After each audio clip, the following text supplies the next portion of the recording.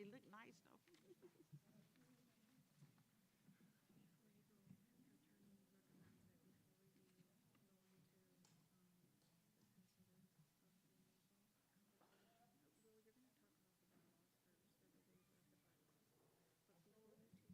gonna talk about the waiver. So what I'm gonna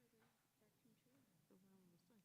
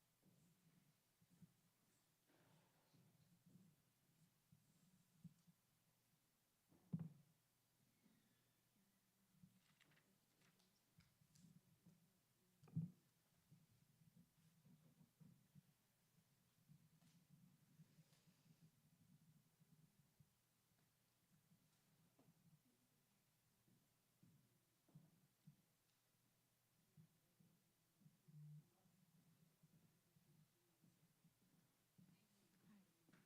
How you doing? Are we ready?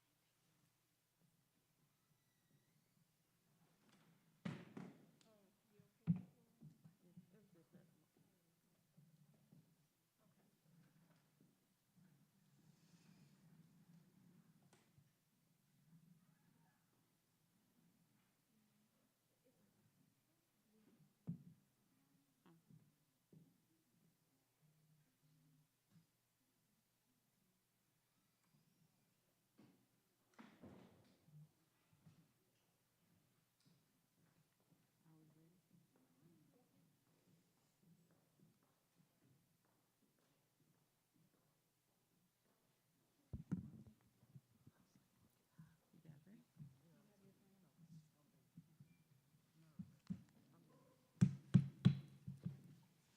I would like to call the Flint Board of Education emergency board meeting to the order at 6:06 PM.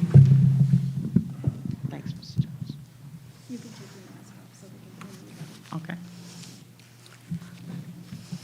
Board members, as I call your name, please reply present for the public records. Trustee Boo, Present. Assistant Secretary Treasurer Dale Maroney, Present.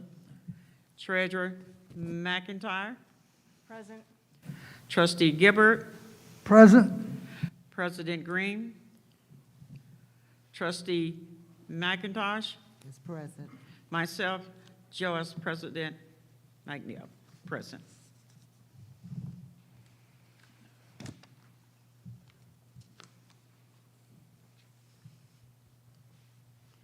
At this time, we're going to do a waiver of bylaws resolution.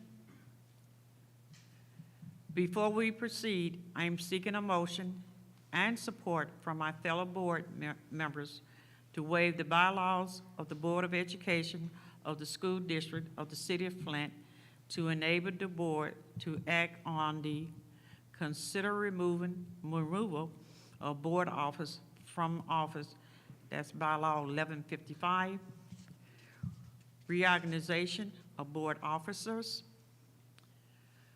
police and security at Board of Education meeting, at all Board of Education meeting, and on approval of Board of Education statement from Attorney Lee pending final review by Board President.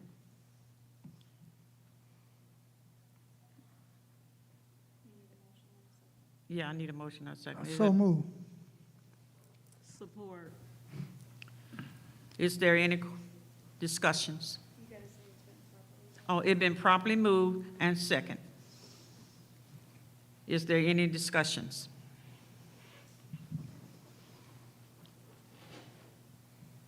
If there any discussion?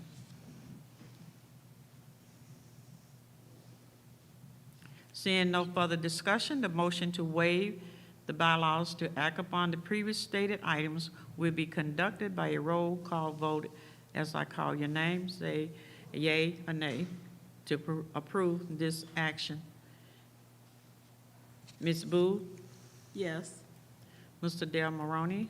Yay. Pastor Gilbert? Yay. Ms. Green? Mrs. McIntyre? Yes. Ms. McIntosh? Yes. Myself. Motion passed by a vote 6. Point of order, Madam President, Acting President. You said that yourself, but you did not say yay or nay for the I record. said yea. Oh, you did? Uh-huh. Okay, thank you. Motion passes by a vote of 6, 1 absent. Point of order.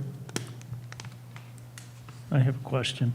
I know this is an emergency board meeting. I'm sure we're still subject to the Open Meetings Act.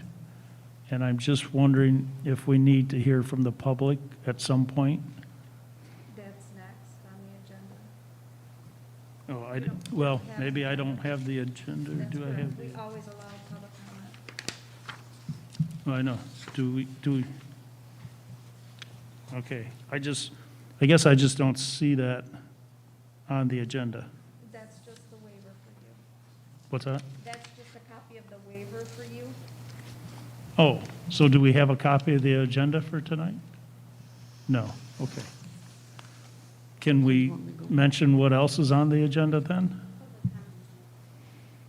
Just public comment? Can you let me go through the agenda? Oh, sure, yeah, okay, normally we get a copy of the agenda, that's what I'm saying. Okay, no problem. Oh, okay, I think because it was an emergency. This board considered the incident that occurred this morning in an open meeting, Finance Committee of the whole meeting, as a severe and imminent threat to the health, safety, and welfare of the public. At this time, the board will hear any comments from the public. The public reminded that the Board of Education, by its bylaw 1370, is not obligated to answer questions, make a statement, or comments in response to issues raised by the public. In general, such issues will be referred to the superintendent for investigation, study, or recommendation. Is there anyone present who'd like to address the board? You will have 3 minutes to address the board. Please be sure to state your name and address before speaking. Hello. My name is Claudia Perkins Milton, and I received any number of phone calls on today after the incident happened. And I think it's horrible. And I know Laura. She is part of another organization that I'm affiliated with, and she's a very good person. And nobody should be brutalized like that, especially when there are parents and children in the building. This is just ridiculous. And I, for one, am happy that you took the position that you took, because nobody should be brutalized the way that I heard she was. I heard there was blood everywhere. I heard her head was bammed, and I know for a fact she had a concussion because she went to the doctor. So, I mean, this is ridiculous. That is horrible. It's horrifying. We're supposed to be civilized individuals. And for something like that to happen, it should never happen again, ever. And I'm appalled. Thank you.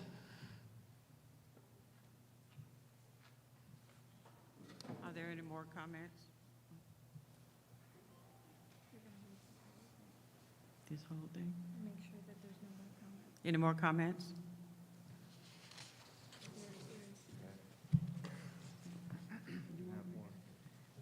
Yes, my name is Claire McClinton, lifelong resident of the city of Flint. Yes, that, what we're hearing is a very unfortunate situation.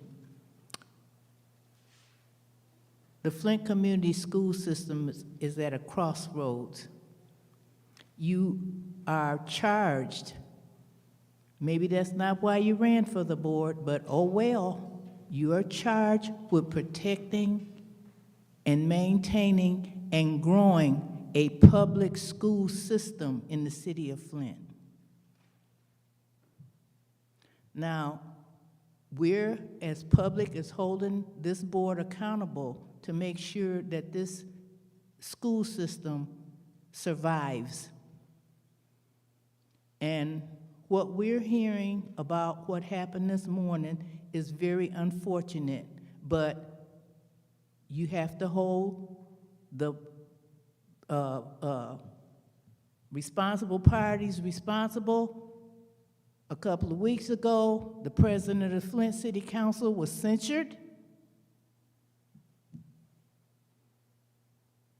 Our students are kicked out every day for less than what happened of what we're hearing. You have to hold yourself accountable because we got a job to do. And I'm proud to see, Laura, that you attended tonight's meeting. We're proud of you for that because you're still on the battlefield, and thank God for you. And so that's all I got to say. Thank you. Thank you. Are there any more comments? Seeing that there are more comments, we are going to move to the business, to new business. The notice of Board of Education emergency meeting. An emergency Board of Education meeting has been called for today, which is Wednesday, March the 23rd at 6:00 p.m. in the auditorium of the Accelerated Learning Academy, 1602 South Avery Avenue, Flint, Michigan 48503. A school board may meet in emergency section without complying with the notice requirement of OMA if it becomes necessary to deal with a severe and imminent threat to the health, safety, or welfare of the public. This board considered that an accident occurred this morning in our open meeting as a severe and imminent threat to the health and safety and welfare of the public. Early today at 10 a.m. at the Flint Community School Administration Building, President Green allegedly assaulted Treasury McIntyre in an open meeting, and the board has called this an emergency meeting to discuss how to keep board members and the public safe in open meetings and discuss security implementation, other appropriate measures. I seek a motion and a second to approve the removal of Danielle Green from the board president and have current vice president serve as president for the remaining of the office term, January 22nd until January 23rd. So, support. It has been properly moved and second. Is there any discussion? Is there any discussion? Trustee? I think it would serve well for the public to know what actions we maybe can and cannot take according to our bylaws. And also what happens upon the removal of someone from, let me say, a leadership position, in this case, the president. I will refer that question to our attorney. Are you ready for that? Give him a second. Point of order, Madam Chair, point of order. Please speak up just a little Okay. for the public.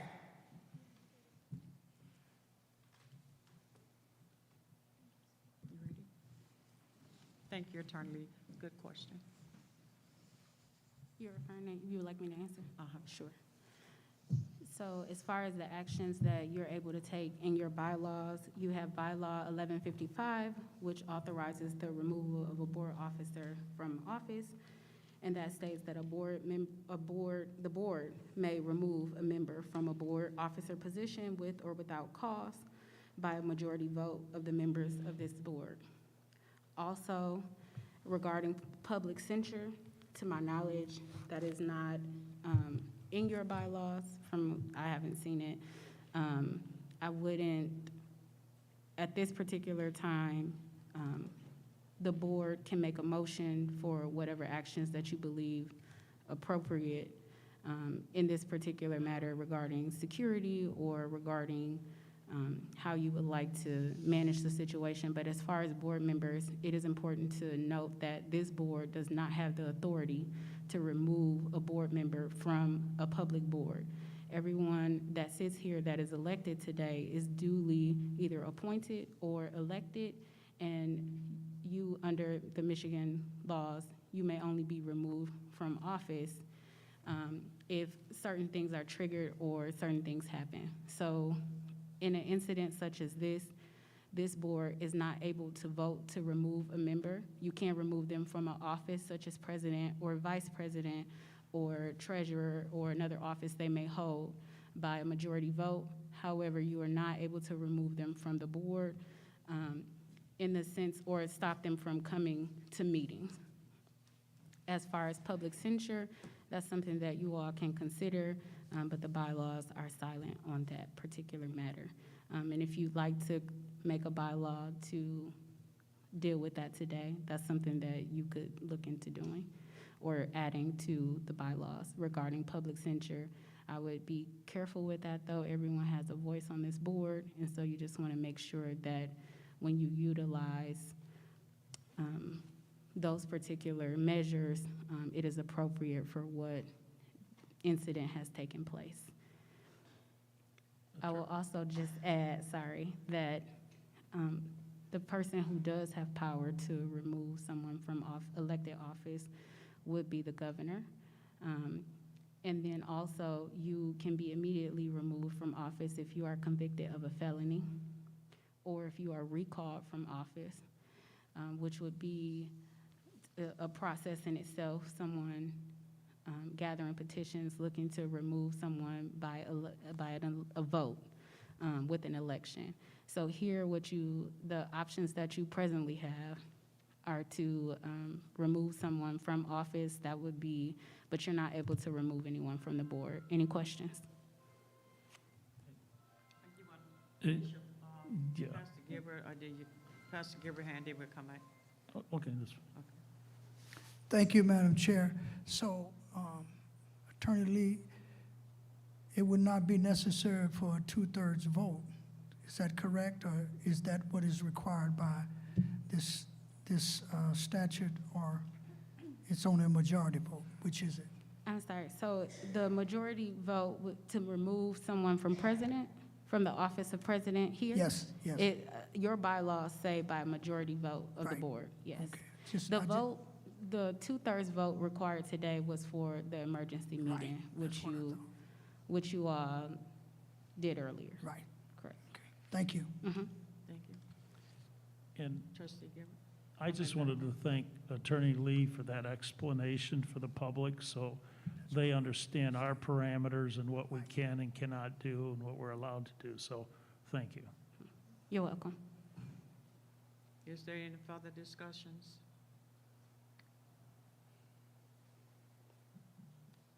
Seeing no further discussion, the motion to approve removing Danielle Green from the board president office position and have a current vice president serve as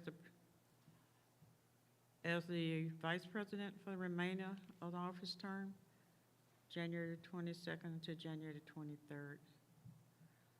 Will be conducted by roll call vote.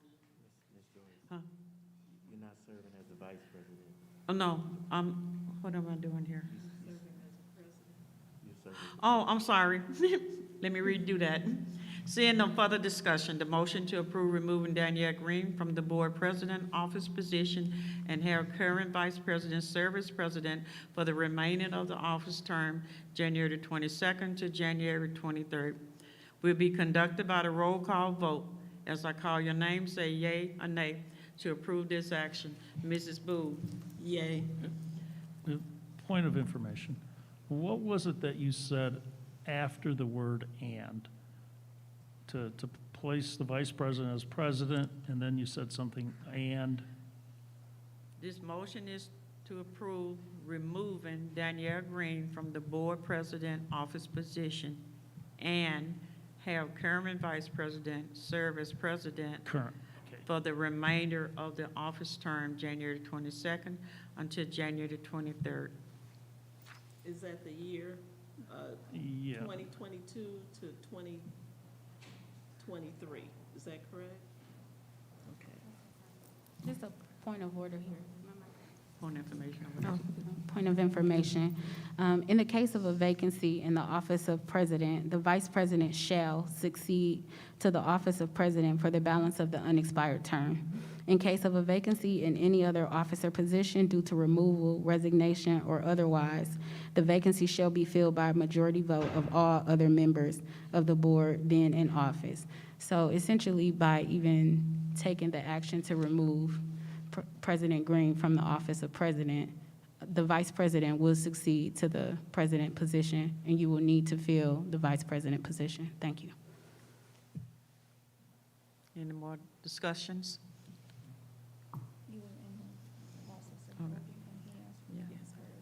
We will proceed with conducting a roll call vote. As I call your name, say yea or nay. Ms. Booth? Yay. Mr. Dale Maroney? Yay. Pastor Gilbert? Yay. Ms. Green is not here. Mrs. McIntyre? Yay. Ms. McIntosh? Yay. Myself, Dr. McNeil, yea. Motion passed by a vote of 6 yeas, 1 absent.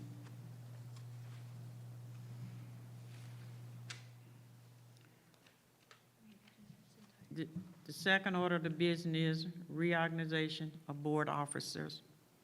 Board members, at this time, we need to nominate and appoint a new vice president. Are there any nomination for vice president? I nominate Carol McIntosh for vice president.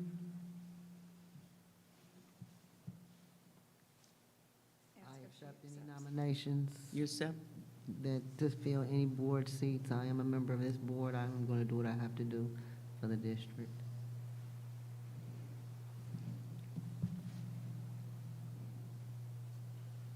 Are there any other nominations?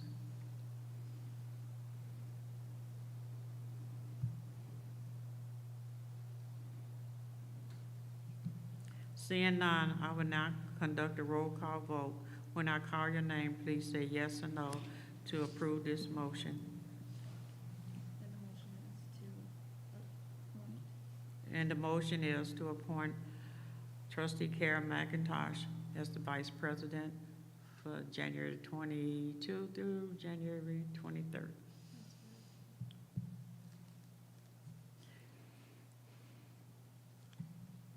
So the majority indicate that we will, Linda Booth, Yes. Chris Del Maroney, Yes. Ellen Gibbert, Yes. Laurie McIntyre, Yes. myself, Joyce McNeil, and Kara McIntosh. Yes. The majority indicate that we have 6 votes serve as vice president for the remainder of 2022.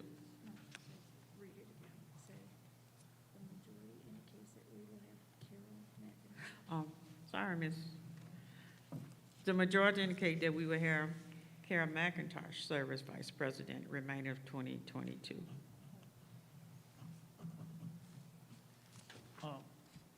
Point of order. It's not just the remainder of 2022, it's going into January of 2023. So I think we need to be very clear on dates and times and, when we say January 20, was January, it was brought up January.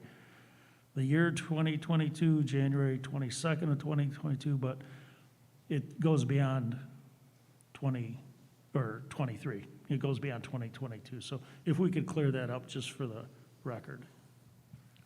So we can change it all the way back to vice president to remain January of 2023. That's what you, Or to fulfill the unexpired term.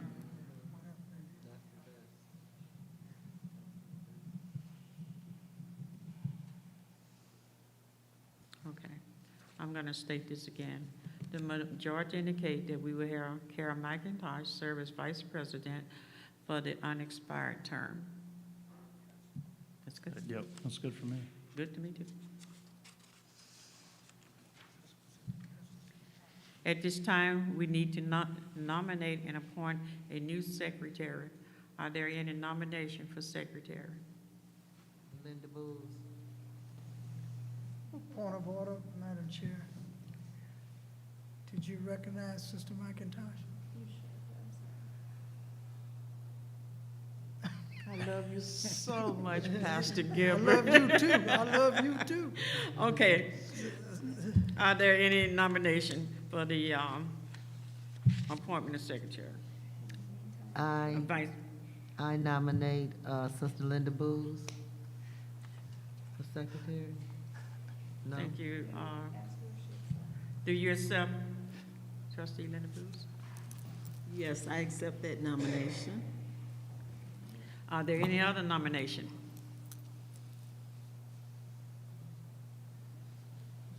Members of the board, we have reached a majority vote. Oh, no, we have to do a roll call. Seeing none, I will now conduct a roll call vote. When I call your name, please say yes or no to approve this motion. Did we first and seconded? I'm sorry, No, ma'am. it's just a nomination. It's a Okay, It's a I'm sorry. nomination. Okay. Linda Booth, Yes. Chris Del Moroni, Yes. Pastor Allen Gibbert, Yes. Laurie McIntyre, Yes. myself, yes, and Kara McIntosh. Yes.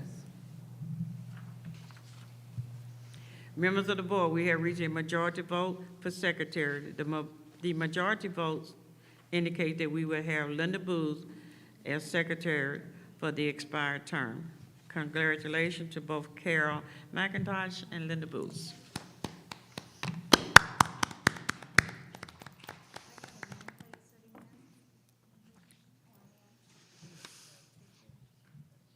Our next business is police and security at all Flint Board of Education meetings. I seek a motion and a second to direct administration to provide police and/or security personnel at all Flint Board of Education meeting until further notice. Support. It has been properly moved and supported. A second. Is there any discussions?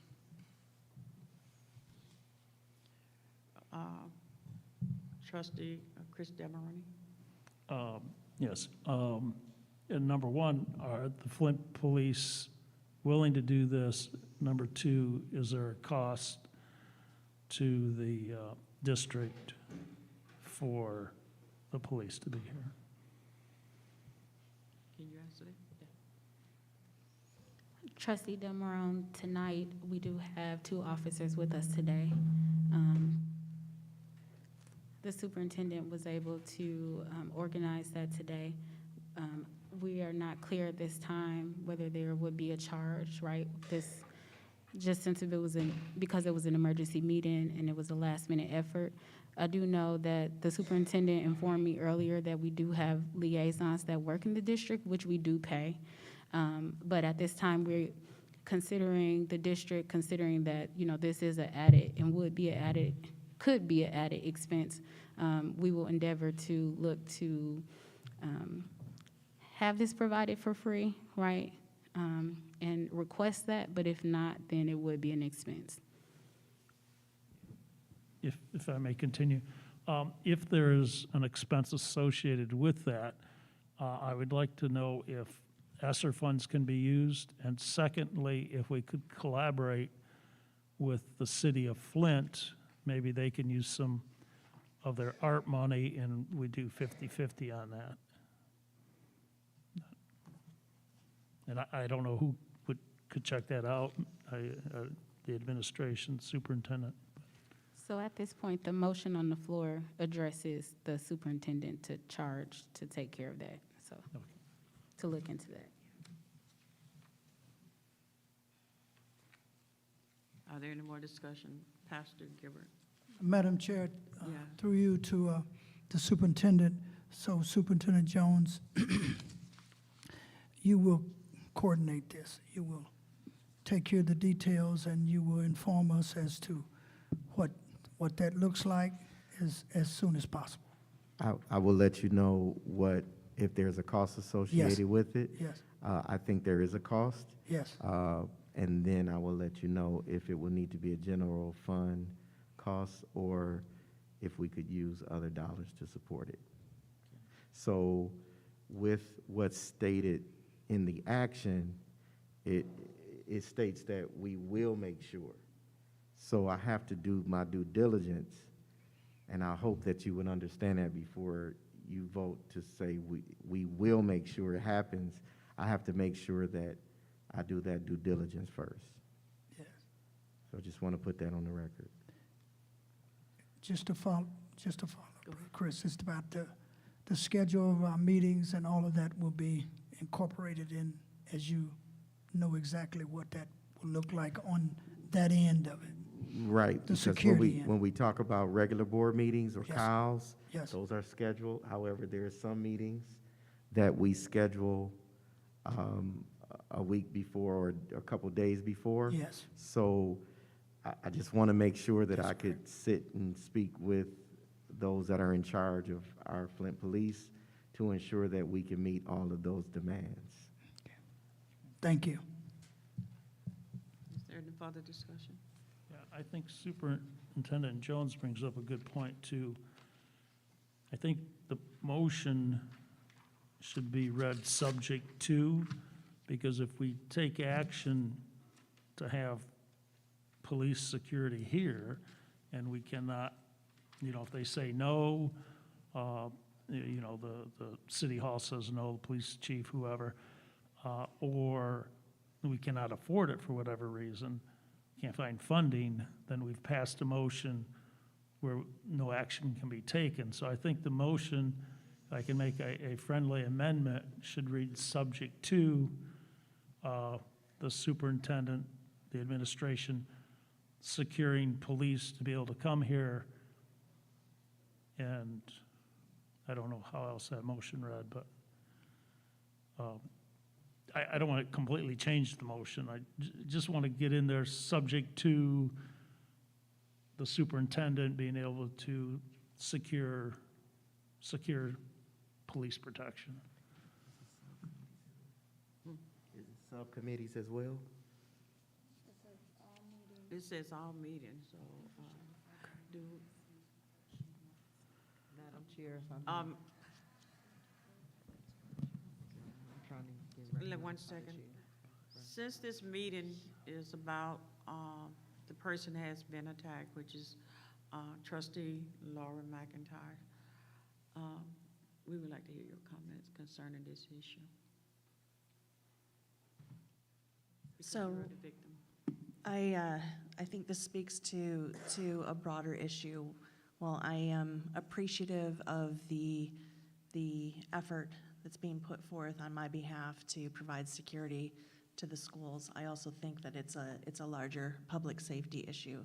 So it's not just about me as an individual, but I think that the spirit and the community around some of the public meetings in the city of Flint need careful observation, or I'm just sad to say that it's come to this.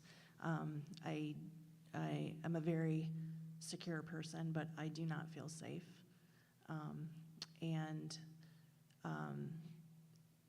I'm just wondering about requesting police presence when, in my opinion, the response by the police today was less than adequate in my opinion. I still don't understand why there's talk about not pressing charges or pressing charges, about how it's not up to me, it's up to the prosecutor, and also why the individual who attacked me wasn't arrested immediately, because it was unprovoked, and I did not do anything to precipitate the attack, and I did not do anything to defend myself in any way, shape, or form. And so I don't think it's fair to the public. I don't think it's fair to the police to have one individual terrorizing the board or providing an atmosphere of unsafety, or if that's even a word. So I would be really hesitant to pass something which would put an extra burden on the school district. I don't think that that's fair. I wouldn't like to see us have to pay for extra security. I think this is a matter of public health and public record, and that it's the responsibility of the city to make sure that all of us are safe and protected and feel secure in any public space. I think this has implications outside of board meetings as well, just given the individuals involved and who I am and you know, who was doing the attacking and people, you know, around that issue. So I would just like us all to be able to get work done and to be safe and to make sure that the public is safe around us while we're doing it, if that makes sense. Because I don't want anything to spill over into the public. I don't want the public jeopardized. So that's where I'd be coming from. So I don't know about making a motion to have the schools provide police protection. I think the police just need to protect all of us at all times under the law as it's written. So.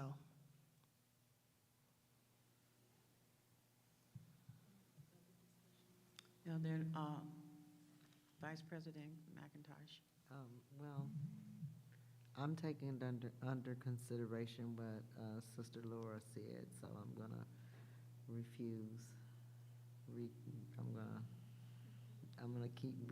recuse my comments. I'm just gonna keep it to myself. Thank you. Pastor Gilbert.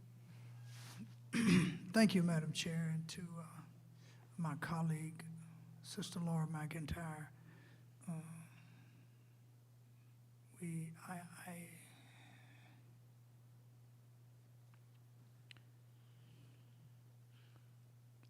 I apologize to you in the open.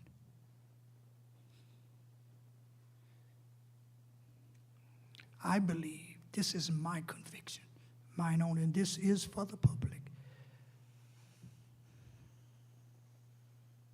that all of us are responsible for what happened today. That's my position. It wasn't right. I didn't like it. I did my best to restrain it and to stop it.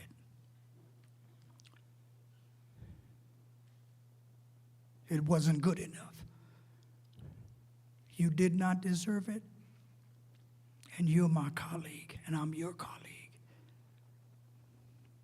And we have heard from the public, and they have a right to let us know how they feel. But I want you to know that I apologize to you. I know I did not do it,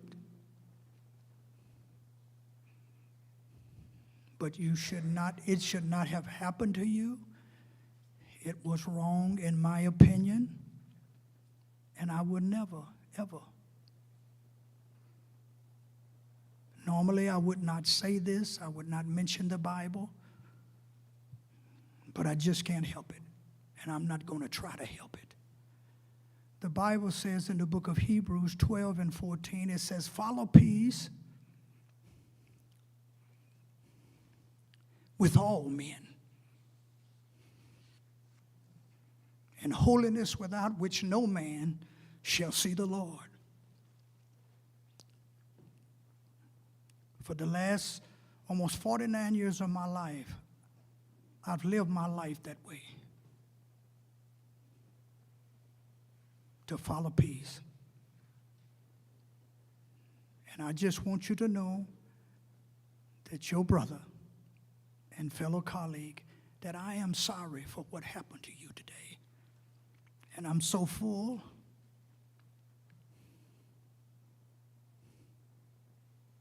I just wanted you to know that.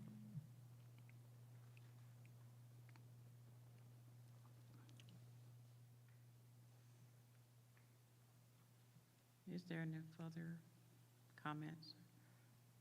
Yeah, I just wanted to say, when I first was appointed to the board, one of the things I had said was children first, safety first, children first.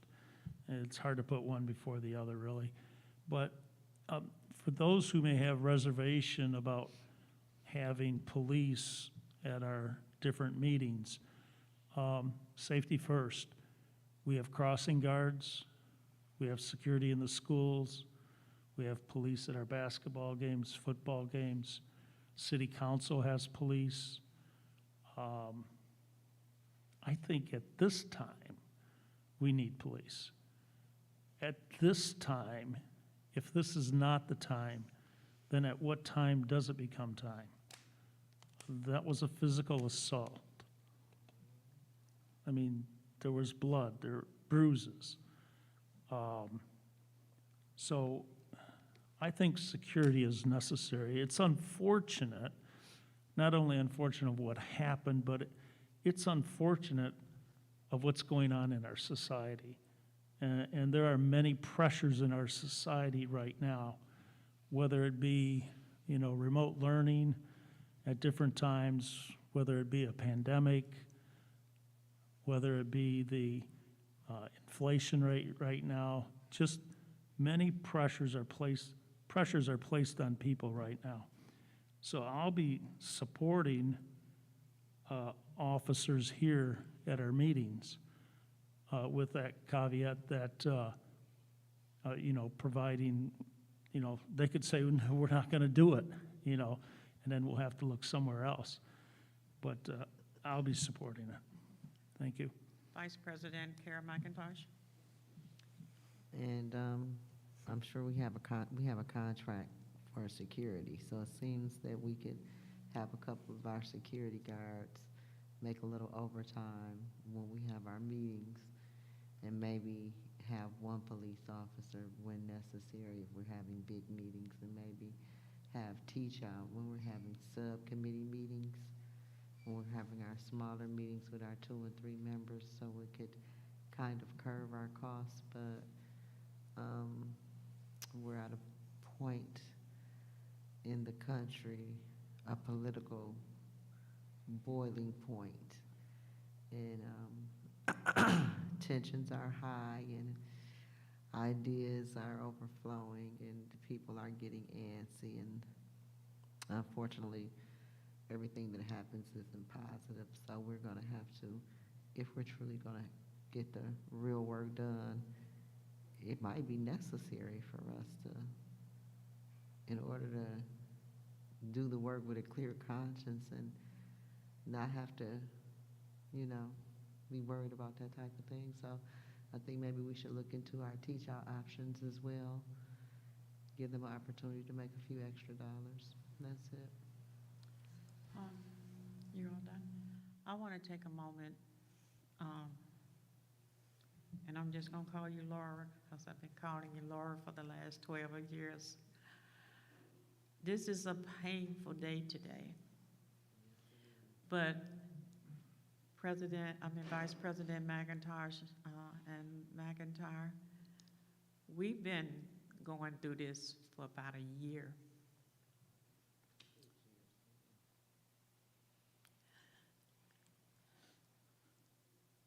this just didn't happen today. We three girls have been beaten down from people on the outside. We've been treated less than, I don't even know what to say, all because we took this seat and decided to put children first. And there have been an attack on us as females. Unbelievable. The name calling.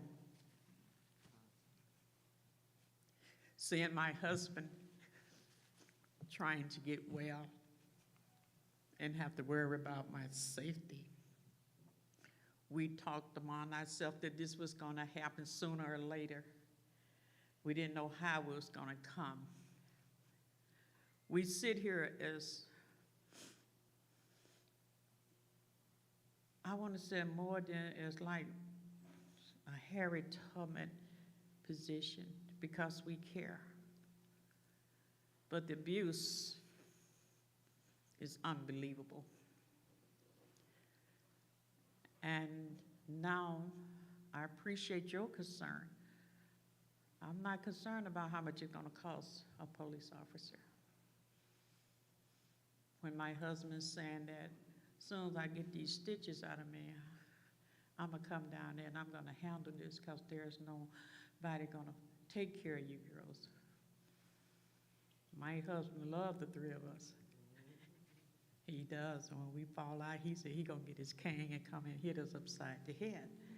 But that's out of love. And so now we are to this point. We live in a society, and I've been hearing people saying some harsh things, what they want to do to us. We're not taking it serious. I'm beginning to take it serious now. Because as a man speaketh In his heart. in his heart, so it So is is he. he. You know, put our names out there. You know, put our kids' names out there. Telling people to come and get us, attack us, because our partners want this and our partners want that. Our partners are partners. That's all we hear. Well, I'm asking our partners, get these monkeys off our backs so we can do the board business. That's what this boiling down to. We can't sugarcoat it. And now it happened within our board. Pressure. I'm going to make this motion. I love you. To see my colleague, my friend, punch like that.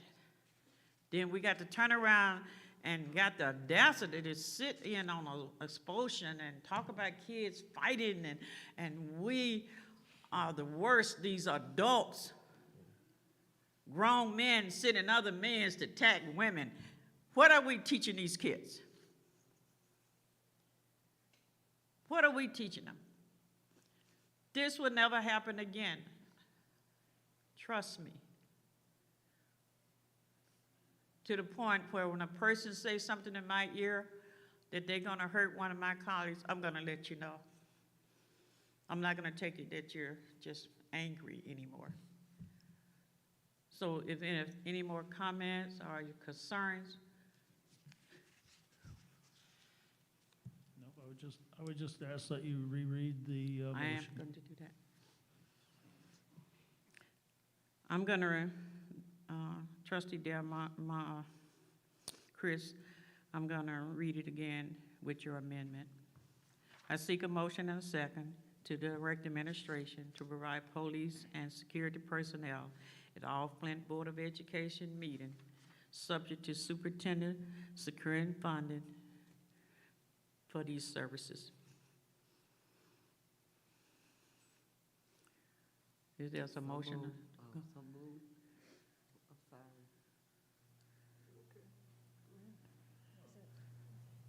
Or you I second it? heard police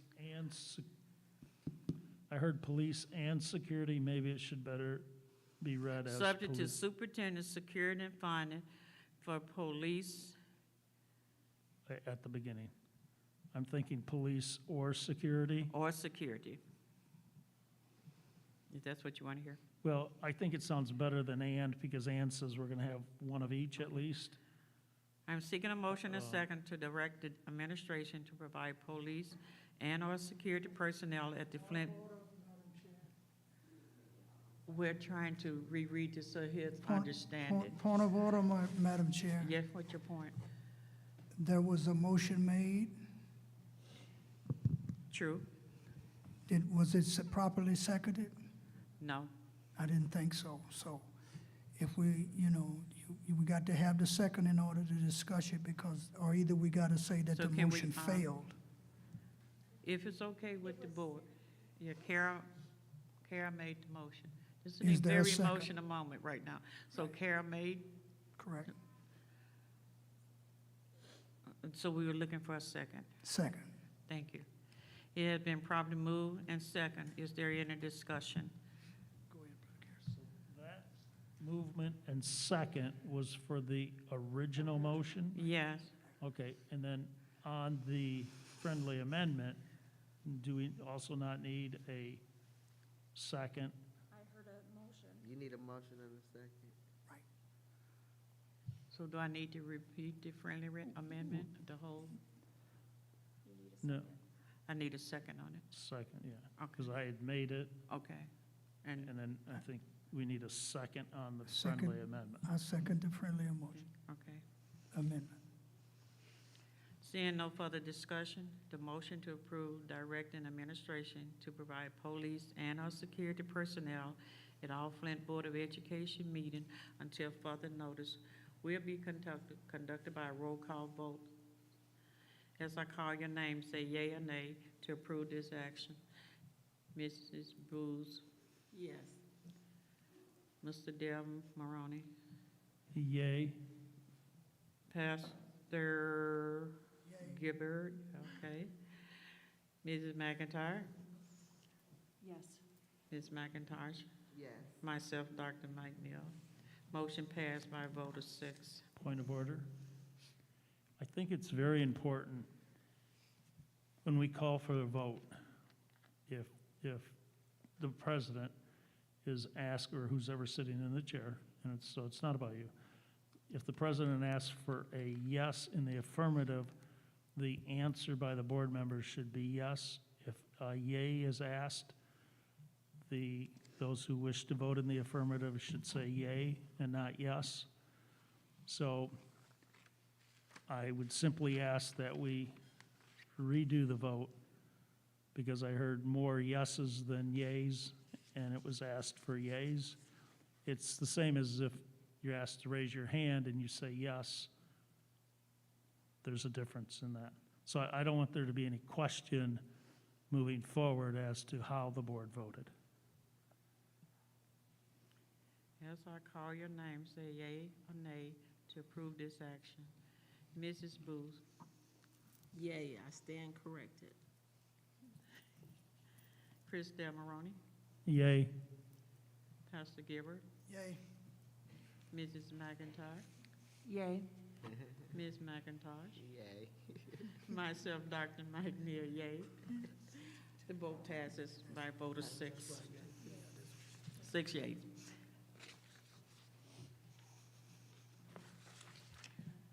We're here now.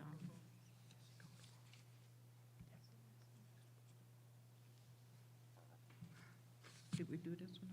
Okay. Okay. Fourth order of business is approve a Board of Education statement. I seek a motion and a second to direct Executive Assistant Monica Elston on behalf of the Flint Board of Education to release a statement prepared by a board counselor regarding today's event pending final review by board president. So moved. Second. It has been properly moved and second. Is there any discussions? Do do we know what the statement will be? Is that this one, or is this some public notice here? And I would also maybe advise that to make a statement with the possibility of some legal action may mean we need to defend the statement, and sometimes lesser said is better.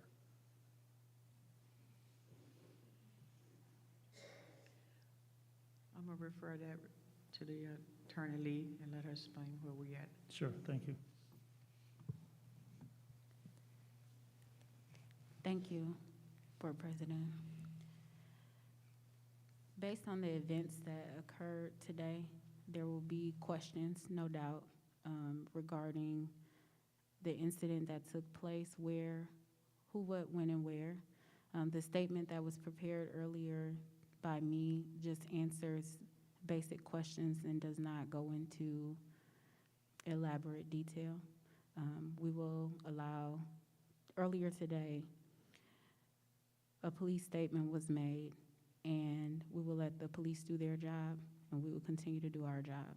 So this is just being transparent and with the public and informing them of the events that took place today, which we have already done for our staff, or are doing for our staff from our superintendent, and this will be in order, just to make sure that there is a correct factual statement about what transpired today. We don't want any alternative facts out there regarding what happened today. Thank you. Is there any Yes. discussion, trustee? Yeah, and I would like to say, after talking with Attorney Lee, she said I could, disclose as much information as I felt comfortable with, and I'm completely comfortable with. I don't think we need to tiptoe around the incident or the events that occurred, but I do want to correct the misapprehension that is being leaked to the press, or whoever is making false statements about there being a fight or an argument. There was no fight. There was no argument. I was chairing a committee meeting, and I was attacked unprovoked and out of the blue. There was no escalation. There was no, as I said, there was absolutely no fight or attack previous to being attacked. So I would like to clear that up for the record, because it's being reported that there's been a fight between two board members, and that is absolutely incorrect. I was not fighting. I was attacked. I was brutally attacked and had to seek medical attention.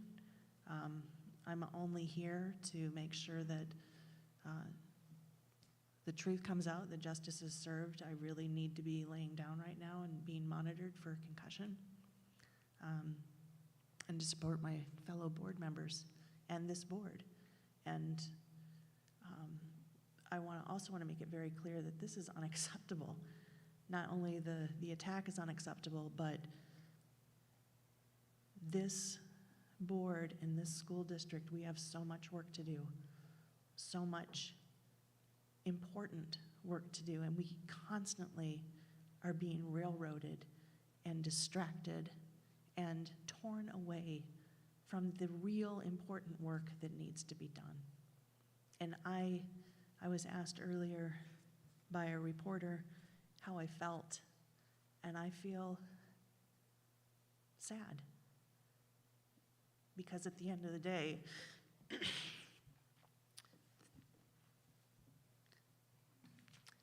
this is our district. These are our children, and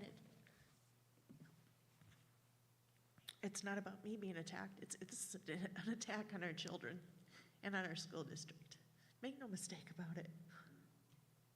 As Dr. McNeil said, it's happened since day one, since we entered the board, and it's been, they come at us sideways, they come at us head on, they come at us from behind.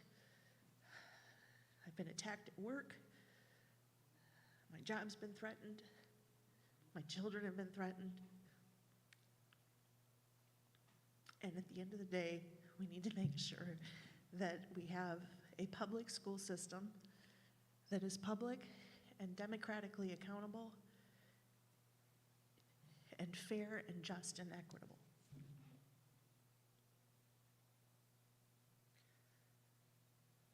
So I'd like to, I know there's a lot to be said, but I really want to get back to work and ensure that our district isn't taken away from us, because we're under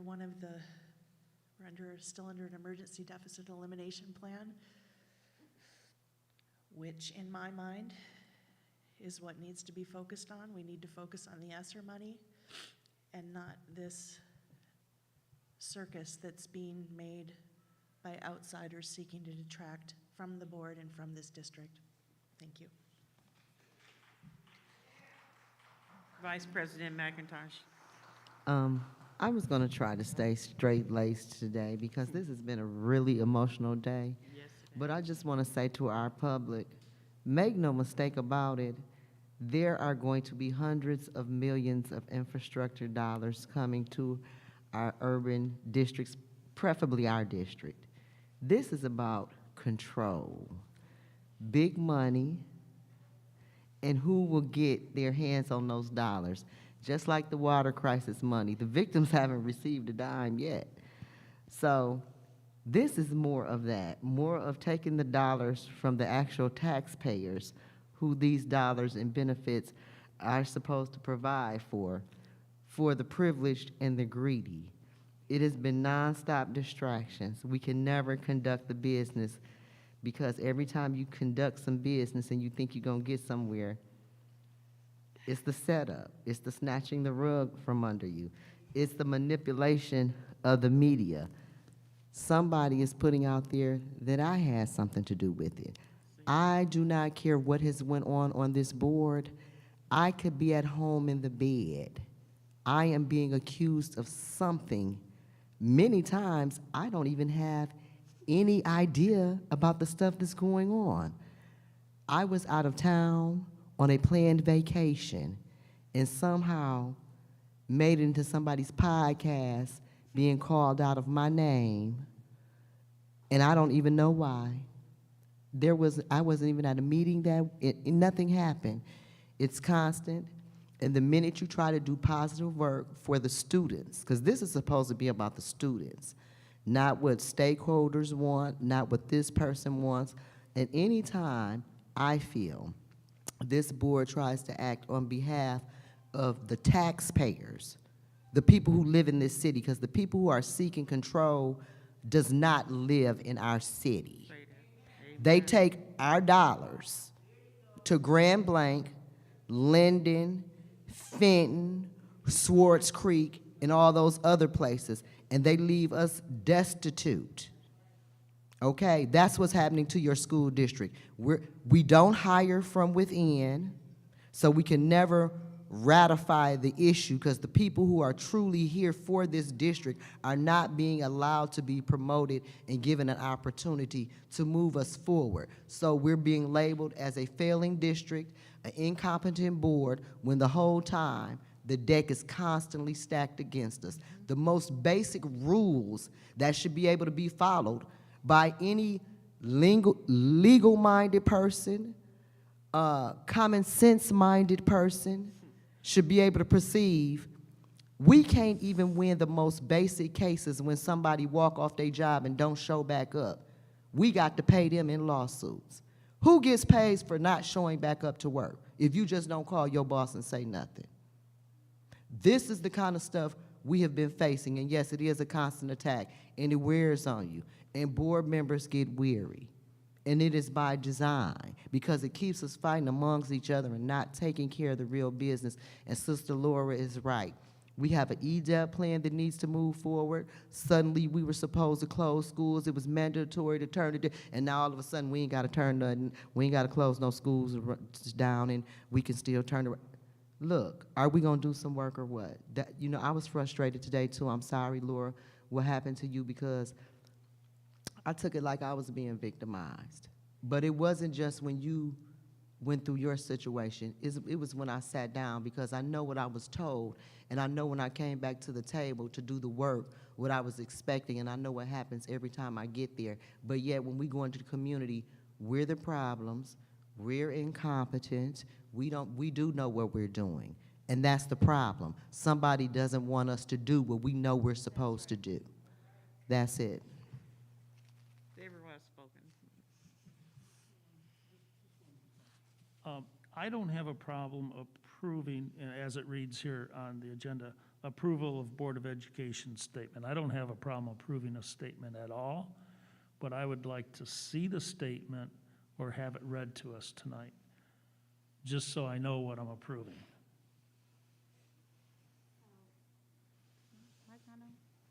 Can you hear me? Okay, thank you.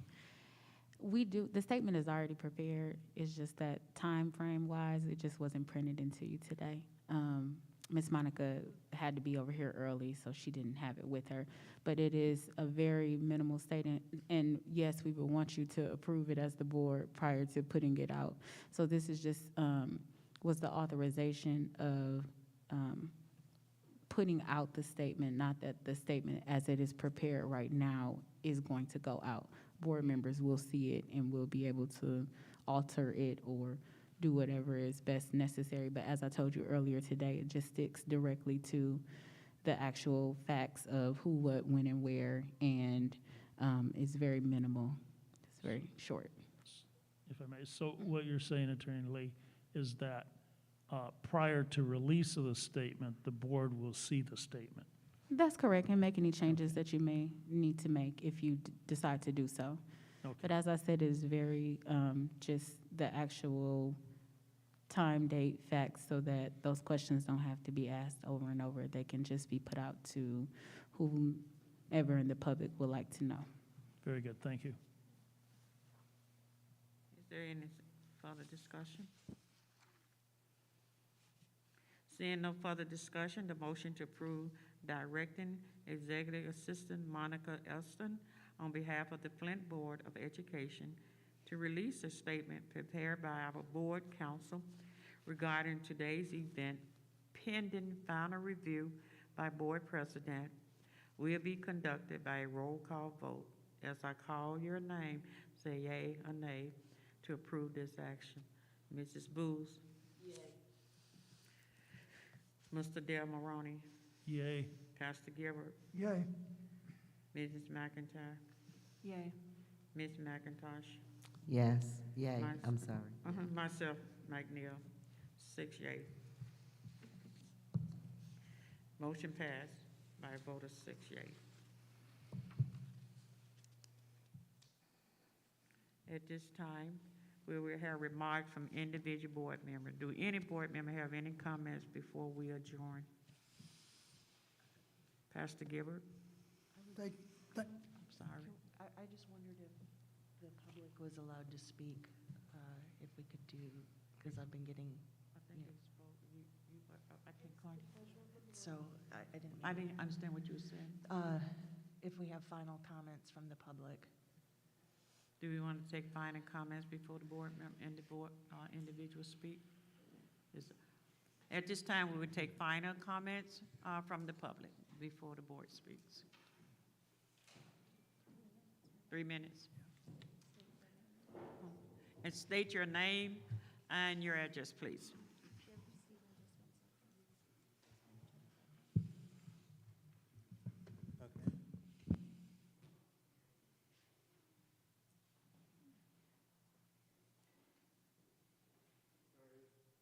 No problem. Uh-oh.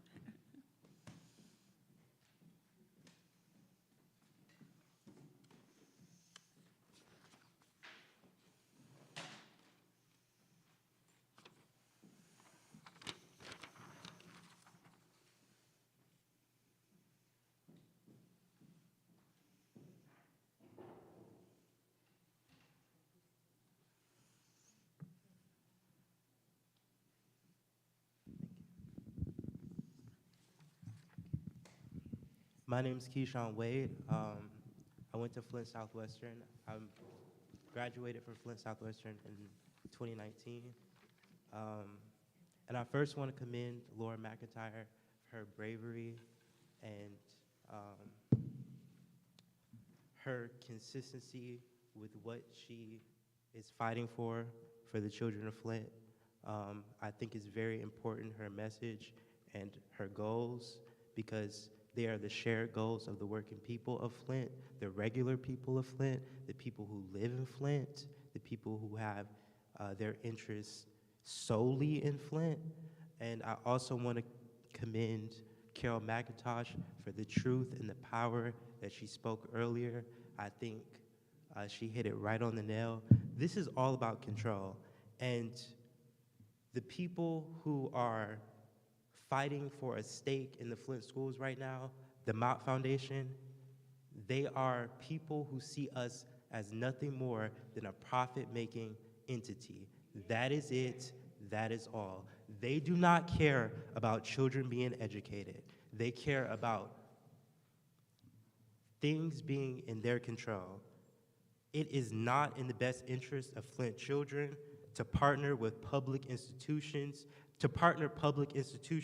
with private entities that seek to take away the autonomy of public working people, period. It is not something that we should do, and it is something that has been done in the past and has created a power vacuum for them to continue to use us as profit-making machines. They continue to isolate Flint residents from the things that they need and the things that they want, and it is not acceptable. We have to take a stand. There is too much commotion and too much misunderstanding about what the goal should be. The goal should be to keep public institutions public, not public institutions that are a hybrid of public and private, not public institutions that are controlled by private entities and private people who only want to make profits. No, none of that. The goal of these private entities is not to altruistically support people as they are, support people of Flint. They are to get as much profit as possible. And if that means selling the school that you went to when you were a child, that is what they will do. They will take any and everything away from us to line their pockets. That is it. That is all the Mott Foundation has ever done. And I just want to say this to end off. Too much of this has become about things that don't really matter. Your personal feelings about the Mott Foundation, of who they were when you were a kid, or who they were when Charles Stewart Mott gave you something, that doesn't matter. It's about what they have done as entities that have taken away from us, the people. Thank you.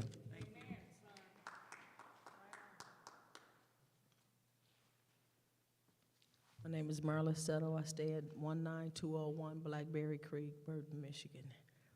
I am a product of Flint Community Schools. I graduated Flint Southwestern in 1985. My grandsons now attend Brownell STEM Academy. Today's incident was a slap in our face. It was a slap in our face. We were set back. We are now being laughed at. That does not feel good. I can't tell my scholars not to fight when we as adults cannot control our emotions. The biggest mistake we made was we took God out. And I know nobody wants to hear that. But if this board don't start praying, you can't get rid of the enemy. God has control, and he's letting all this happen for a reason. Flint needs God. Flint Community Schools need God. And unless we invite him back in, he won't come. And he can't come with just one. He has to come with all of us together. Our scholars need us. They need us to fight for them.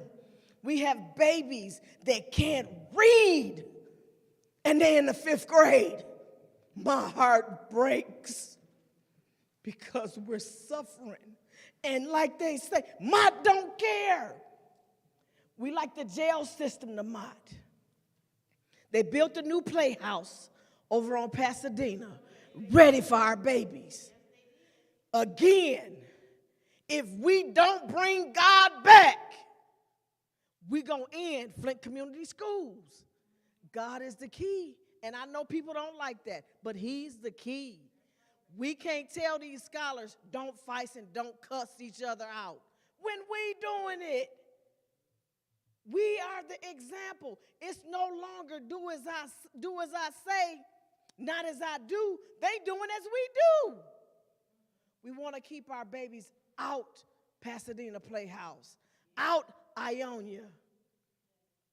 So the only way we're going to do that is that we invite God back in and tell him, you take over and you lead us. Because if he don't lead us, baby, we lost.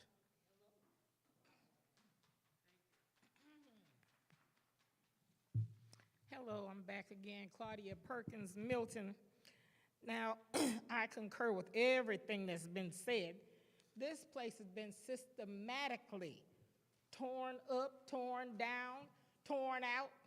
We have fought, and look at the city. My God, public schools should be in the city of Flint. One lousy building that's not up to par is standing. All the rest of our schools, you know how we grew up. I'm a Viking, a Flintstone. This is ridiculous. Our whole system has been decimated. And now, since the incident this morning, I got some good people that I hang around. So they're telling me that on Facebook Live, Art Woodson, Danielle Green's boyfriend, is saying that Laura put her finger in Danielle's face, and that's what provoked everything. She says, so Art is blaming you and Claire McClinton right here, and myself, who I don't even interact with him really, for Danielle being removed from city council, and also claiming that Joyce and Carol are stealing money all of a sudden. And also he is saying that Laura put her finger in Danielle's face. That caused Danielle to attack Laura. Art went live on Facebook with Danielle. They are over at Perani's, I guess. But let me say this.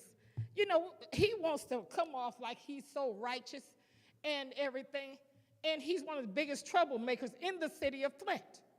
And he has his little following, but they got to understand that truth will stand up, and the devil is a lie. The evil, it's going to fall, because, see, God has all power. And I'm with Marlis, just what she said. We took God out of the money. We took him out of the schools. We took him out of everything. And we've been going down ever since. We need to clean Flint up, get our public schools back, and there's enough empty buildings for us to fill. And I ran the Delphi plants. We got enough empty buildings. We can put a lot of skilled trades, arts, home economics.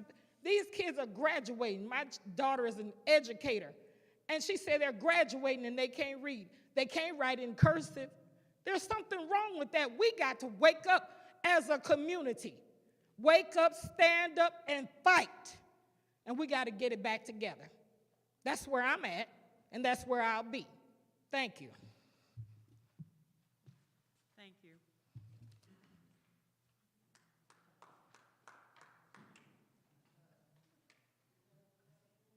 Is there?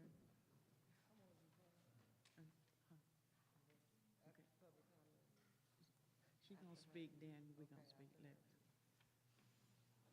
Are there any more public comments?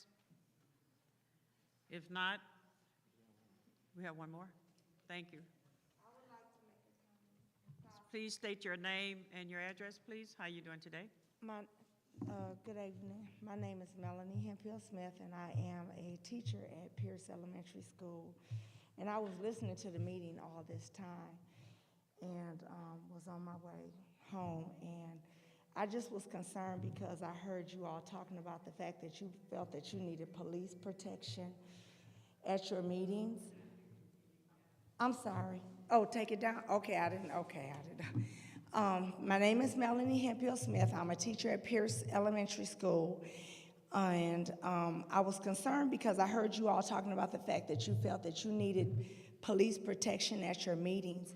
And I don't want it to be forgotten that although I understand how you may feel in this process, that teachers are feeling that way also. There's a lot that they're going through, and our students are in our buildings, and I know that I have a story in which I know that I've had to block parents who wanted to come up to the building and beat up the child that fought their child. And it would have been nice to have had police protection. So if we're going to consider it for you all, I hope that you all put it in consideration for all of the teachers and students that work every day in the schools, because my story is not unique. Every teacher has at some point used their body as a shield to protect their students. All right, thank you. Thank you, appreciate that.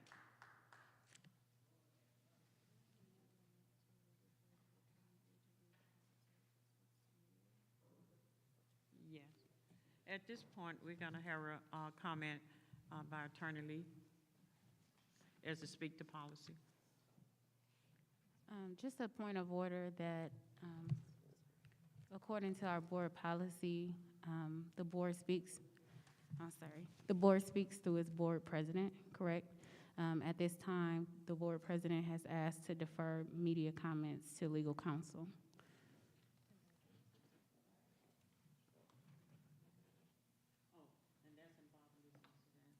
Correct. Okay, that makes sense. Involving this particular incident, right? If you have questions about school board business, of course, but just regarding this particular incident today.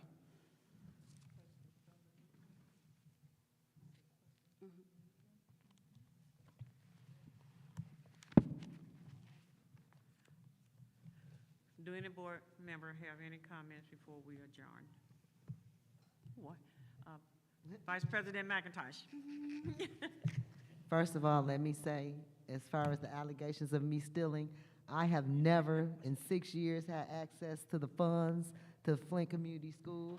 I have never been the treasurer or anything of that nature. So the fact that I'm stealing is absolutely preposterous. I don't get any grant funding for my foundation. I don't get any of that. I go to work every day, and when I'm not in these meetings, it's because I'm at work, 26 years on my job, and that's why I can stand and fight for my community, because I'm not looking for a kickback, a hookup, a job. I have a job, okay? So I'm not stealing anything. That's why I can stand strong in my convictions and not waver from day to day. That's why I know who I'm with, the Flint Community School students, the employees in this district, in my community. I am not for sale. That is why I am being constantly attacked and dragged. Now, today is my birthday. I had nothing to do with anybody attacking anybody, nor have I encouraged that type of behavior. I have never in a million years encouraged anybody to attack somebody in an open board meeting, and nor would I encourage that. So to drag me into this, I'm going to speak on it because we've ignored the things that people say. We've ignored the media. We've ignored Mr. Woodson. I have nothing to do with the behaviors that took place today. I came to the meeting late, and I was absolutely appalled when I saw what my eyes was witnessing. I do not want to be a witness and have to give a statement to the police on my birthday. I took the day off to have a good day for me, not to be at an emergency meeting. So to be attacked, this is the type of behavior that has brung on this hostility amongst the board. People who don't have a stake or a say in this situation trying to dictate how this board makes moves on behalf of their students or the district trying to stop us from doing the hard work, okay? This is how all this distractions happen and no work get done in your community. The bottom line is the same people that don't want you to have grocery stores on the north side is the same people that don't want you to have schools on the north side, which Mr. Woodson sent me a text and told me we can't have a school on the north side because the master plan said we can't, okay? So I don't want to hear nothing from him because I don't know who his master is. Because I have one master, and he sit higher than anybody around here. And it's a precious few people that know him. If you can let somebody like Mr. Woodson get you to believe that I done stole anything for some underprivileged kids, if I steal something from somebody, it won't be from nobody old or no little kids. Thank you very well. Pastor Gibbard. Thank you, Madam Chair.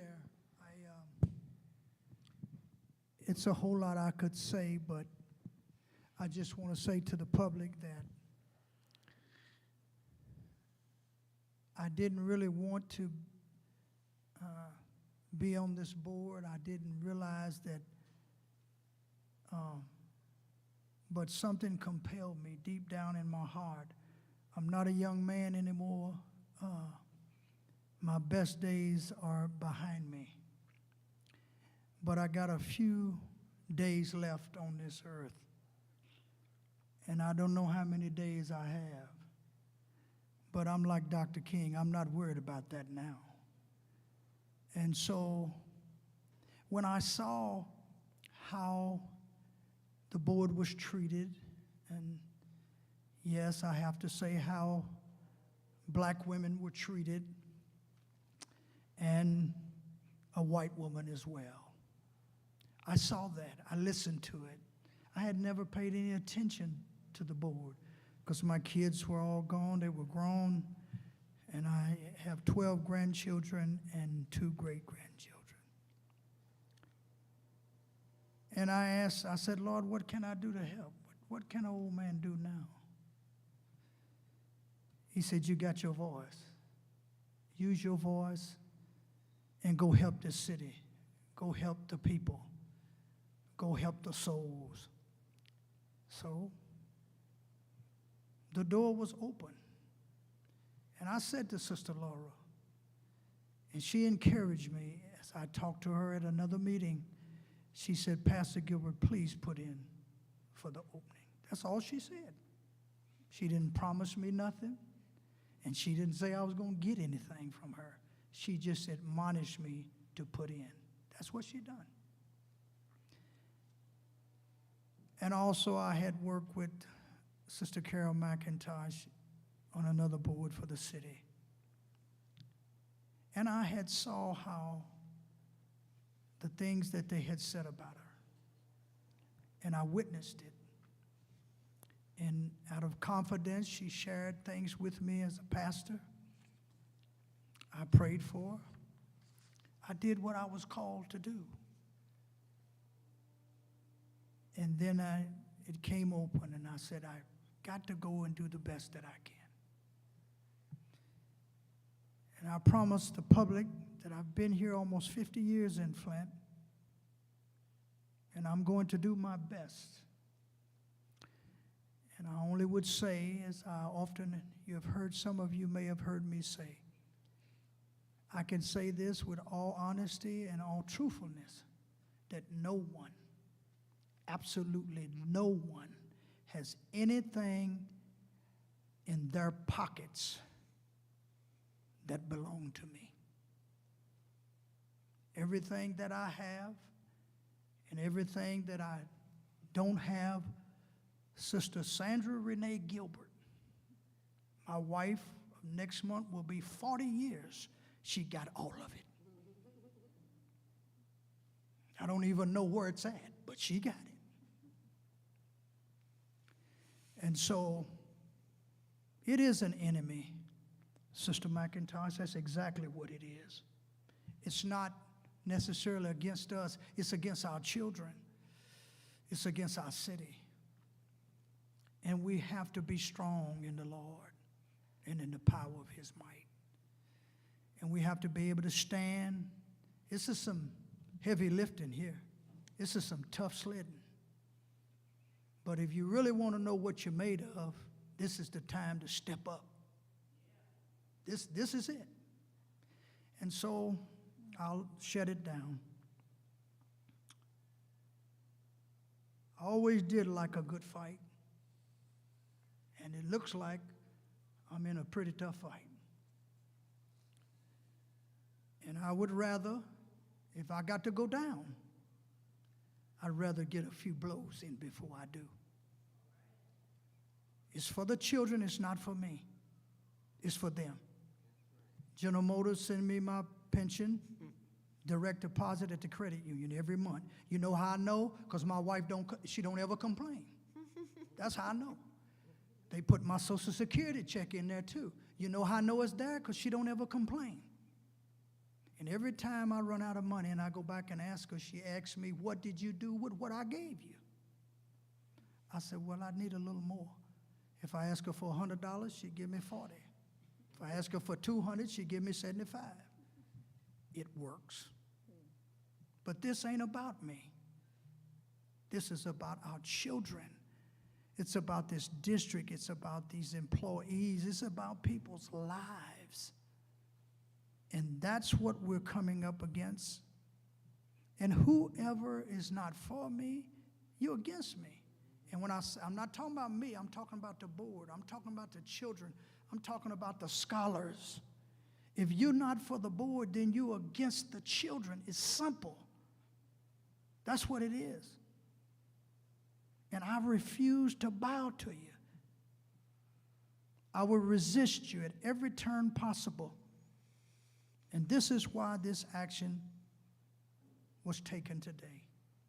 And I hope and I pray that it will draw us closer together, that there will be a confidence among us that the breach will not be torn down, but we have to repair it. We have to repair the breach. It's up to us to do it. The public is dependent upon us. I'm not worried about no election. That doesn't bother me. I'm not here to, I don't care nothing about that. I care about the children. And I understand that I'm not here to stay, but I am here to do what I was assigned to do and sent to do. And I love all of you all. I do. And I've tried to conduct myself respectfully because that's who I am.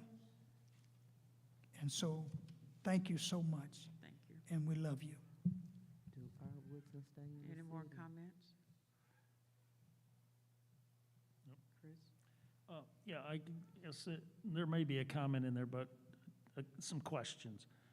Number one is, we had a teacher come before us, and I'll ask through you, Madam President, to the superintendent. The teacher indicated that she thought that maybe there should be a police presence or security in our schools. I thought we had security. What type of security do we provide in the schools? She was talking about having to get in front of parents and a child and things like that. We have teach out. Okay, It's different than regular police. sure. So it's different. They don't. Yeah, no arrest authority or anything No. like that. All right, the other thing we've heard tonight, which is correct, we cannot remove a board member from the board, but there are ways for a board member to be removed. And, not for discussion tonight at all, but we heard that we cannot remove someone. There can be a recall and also an appeal to the governor. Through you again, Madam President, to our attorney, the appeal to the governor, who can that be done by and what process is that? Do we know, or could we get an opinion or something at some point? I'm not advocating for that. I'm not against it or for it, just as a point of some information. Typically, that's a very extreme measure. Removal by the governor, anyone, I suppose, could appeal for it, but typically, you would be automatically removed if you are convicted of a felony, right? But that is separate from, I can't think of any instance, at least at this particular point, where that has taken place recently. I can look into it for the board as far as but an appeal, that's just something that the governor has power to do. But I do believe if you are voted in, everyone here is either appointed or voted in. So typically, if there is a removal, it just depends on what, you know, folks would consider to be an extreme measure, right? Okay. Typically, local communities govern those things and would put in a recall. As was mentioned earlier, there's a election coming up already, so I mean, Right. that would kind of be, that's already started and in cycle, so by the time someone could get a recall petition, it's already an election about to happen Sure. come August. But yes, I can get you more information concrete as far as the removal by the governor piece. Yes, because you had mentioned that, you know, a felony would be automatic removal. That is correct. So I'm thinking appeal to the government would or could be something less than a felony. Possibly, Just because the felony but I don't- automatically removes one. but- I don't have the law right in front of Sure. me, so I don't want to speculate, but I will look into it for you and provide the board with an opinion. Okay, the last comment question. We were told that the board president speaks for the board on board matters as a spokesperson, and I'm assuming that is on an official action by the board, and that in this case, Attorney Lee would be speaking in regards to what happened today. My question is, if the media comes to a board member, and the question might be, well, what is your opinion of whatever it might be, hiring more teachers? Are we allowed to comment to the media, or are we hands-off to the media completely? We do have a policy that refers to that, so I'll just tell you that here.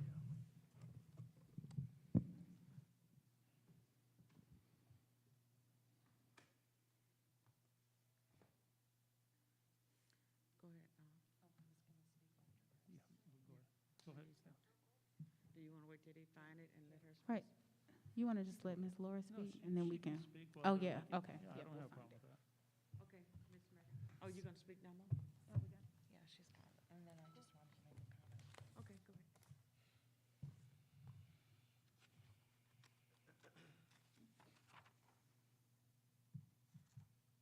Go ahead. Yeah. Let me read it. So while they're looking that up, I would like to make a statement, because I have been, since being voted onto the board, I've been kind of hands-off in terms of making statements with respect to leaving it to the superintendent and to the president to make statements on behalf of the board, because that is, according to our bylaws, we are one entity. We are not individuals, but we act as an entity. But there have been so many things that I just would like to address some of them, And the first is that, let me reiterate that there was no fight. There was no argument. This escalated out of nothing, and very quickly. And it was an attack. It was an assault. And I did file a police report. I will be following up with that. I leave it to the police to determine whether it was a felony or not. Hopefully they will do their investigation and come to a conclusion, at which point I plan to pursue this to the fullest extent of the law. And I'm looking at my other legal options as an individual. I would also like to say that I was born and raised in Flint. I'm not an outsider. I was born down the street from Nethercutt, went to Nethercutt School. My family, my parents were both school teachers, as everybody knows. I've been very upfront about my background. Running for school board, I've been very clear about that. We did move to Grand Blanc when I was in junior high. I graduated from Grand Blanc High School, so I did not graduate from the Flint schools. That's no secret to anybody. And I did go to college. I graduated in the 80s.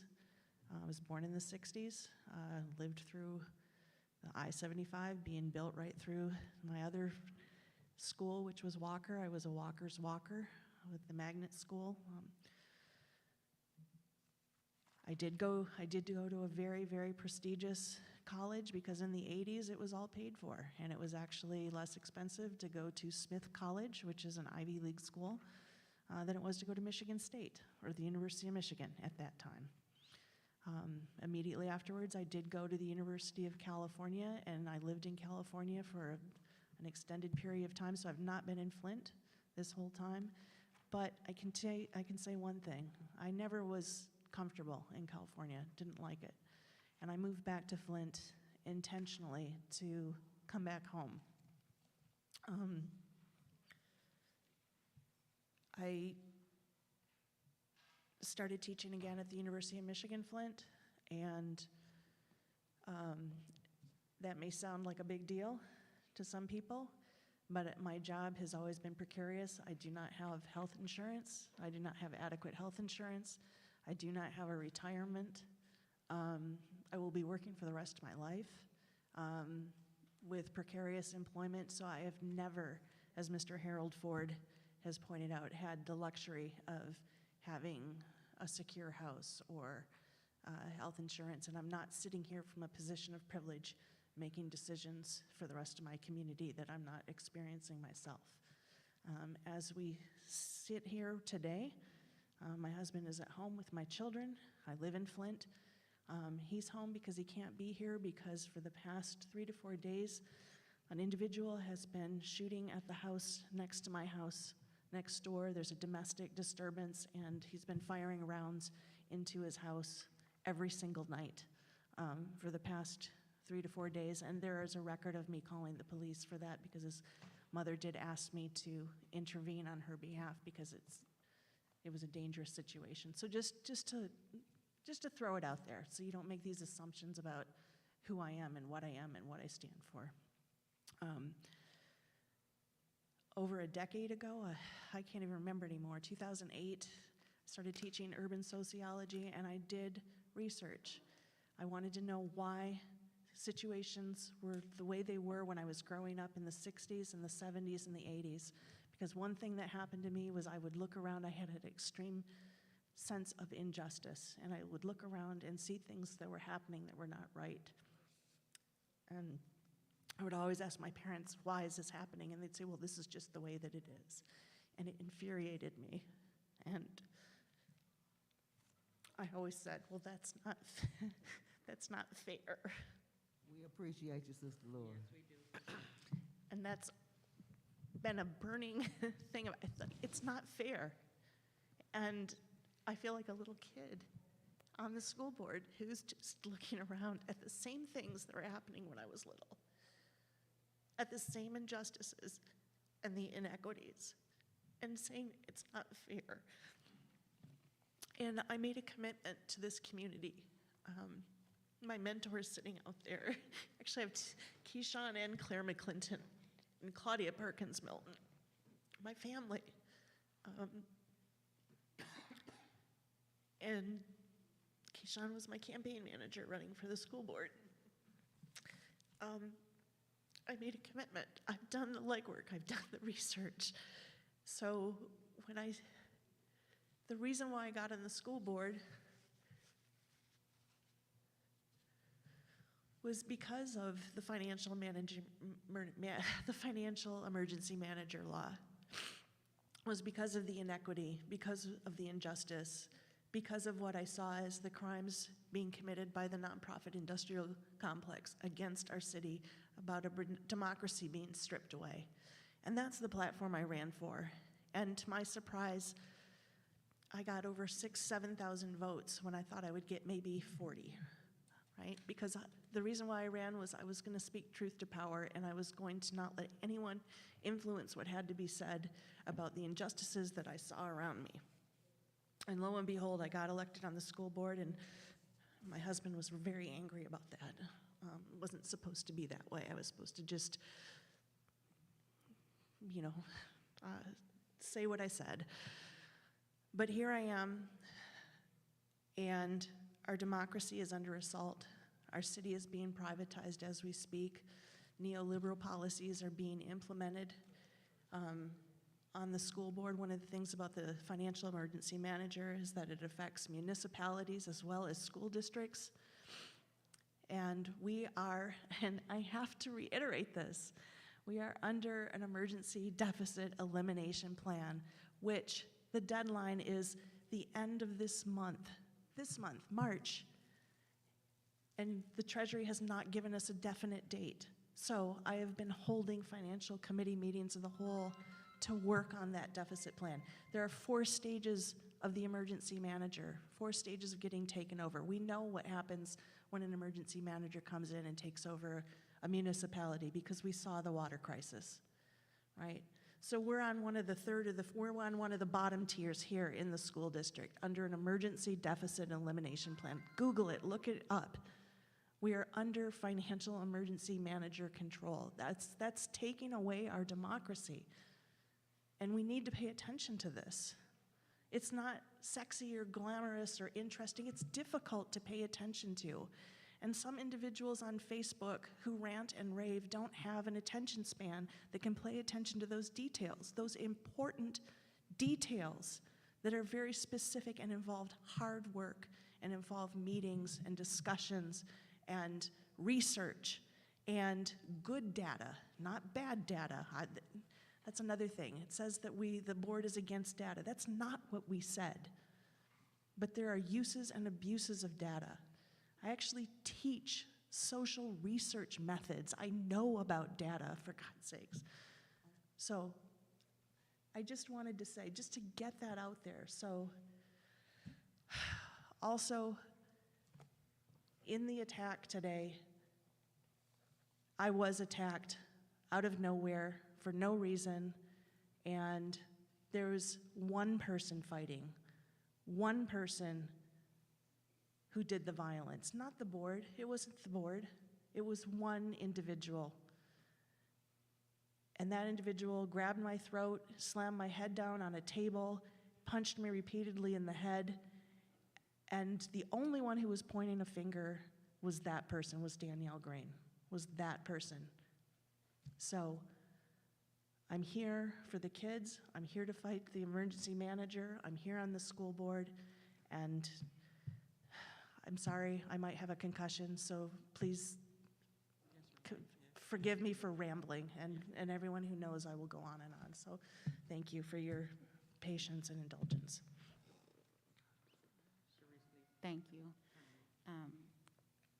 Board Member Del Moron, I want to address your question earlier regarding the media and relations. So earlier today, my statement was that on behalf of the board, the communication comes from the board president. At this time, the board president has deferred to me to take questions on behalf of the board. As a private actor, you are welcome in your individual capacity to make statements if you would like to. However, they're not on behalf of the board. They would be you individually.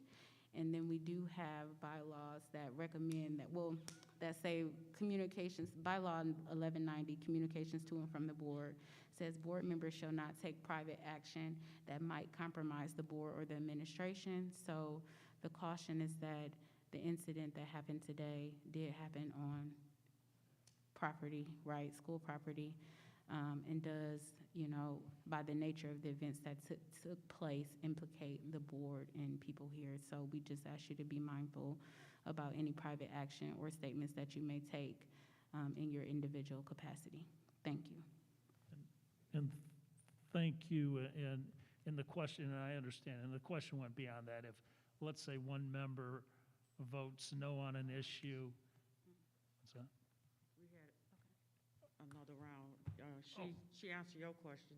Yeah, Then okay. we have a comment from Superintendent Jones. I think he was saying, I'm sorry, Was he- were you saying your question, you wanted a little bit more information regarding? No, I understood your answer. Okay. I just wanted to say it wasn't just our comments around this. I was talking in general. general. You know, let's say a media asks us, you were the only one that voted no. Why was that? Oh, That's okay, I it. see what you're saying. So we could respond to that. Okay. Then, Trustee Booth, do you have any comments? The only thing I want to say, I have been on this board 1 week, and it has been interesting.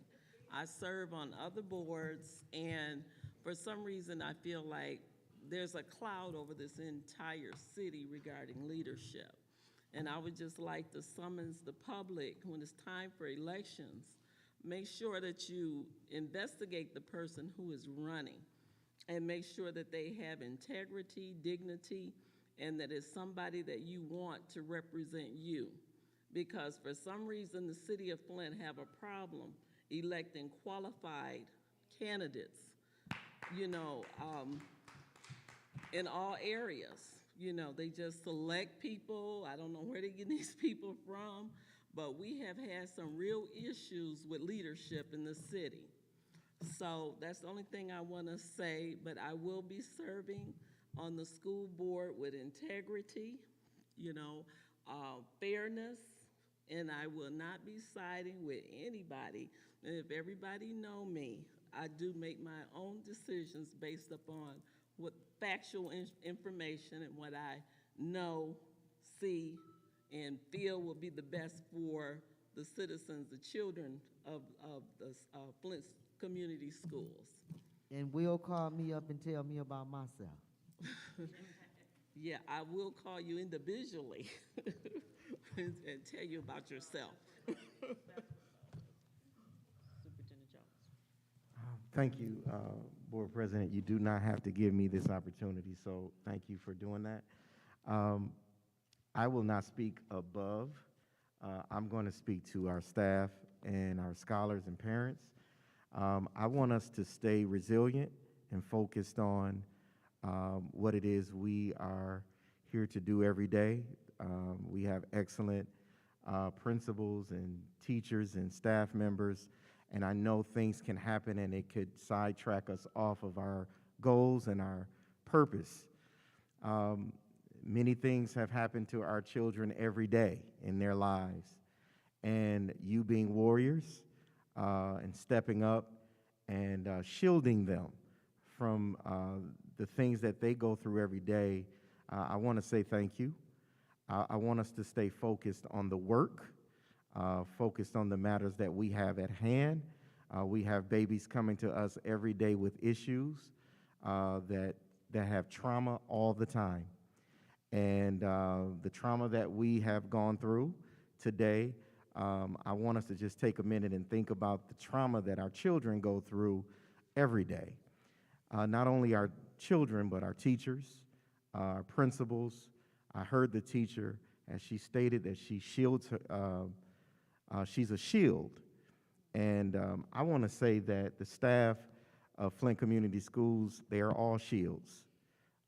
And I appreciate you all, but I don't want you to take this incident as an opportunity for us to get sidetracked and fall by the wayside of the work that we need to do every day. I appreciate you all. I thank you all. And board, I appreciate the opportunity for us to serve. My major focus is that something Sister Laura did say is we stay focused on the work, we get some things done, and we push past all of the things that is trying to cause smoke screens for the work that we need to do for children. That is my focus. That is our executive team and our principals and all of our teachers and staff's focus, is that we move forward as a district and we remember that we're re-energizing, we're renovating, and we're rebuilding. That is our focus, and that's what we're going to stay focused on. And if anyone want to ask me any questions, if you're not talking about those 3 R's, I have no comments. Thank you, board members. Thank you. I'm going to make my the final comment, and I'm going to speak from the spirit of wisdom. I'm so full of wisdom that I cannot even respond to a fool, because somebody needs to know which is which. So I'd rather be the one of wisdom. Kara McIntosh, Laura McIntyre, when we came together, was working very hard for this district. Kara McIntosh went out and found lobbies for us. The lady knows about real estate. and she did a lot putting buildings together. We are working for this district. And first thing they said, see, people hate changes when the change don't change in the direction they want you to go. And they started saying stealing. If I was stealing and stole something, I wouldn't be sitting here with a swollen knee, two people fighting and fell on my leg. And so, and that's a lot of weight. So I just say this here, we're full of wisdom. We're gonna move forward. We're gonna get fired back up. We fired up and we're ready to go. This too will pass. We done the work. We're done with this conversation. And then it's gonna happen again, even in the school. We'll get in there. We're getting there. But from this day forward, we're fired up. Vice President Karen McIntosh was on a roll, and you're gonna get back on that roll. We know what we're doing.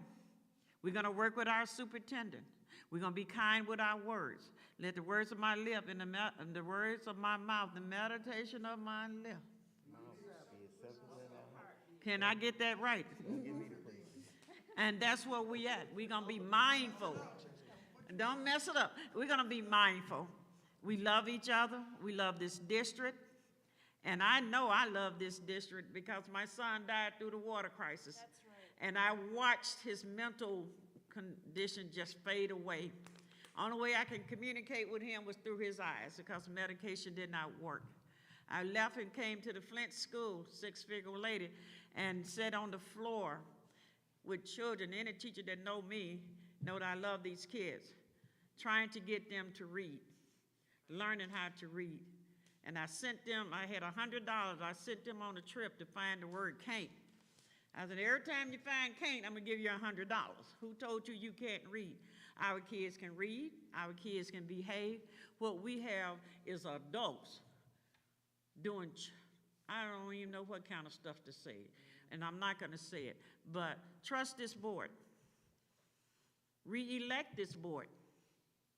We got a lot of stuff on the plate, and we're not turning back. I'm speaking to the community. See the people that sit in here? Re-elect them. We just re-elect them and watch us. Watch us turn this around.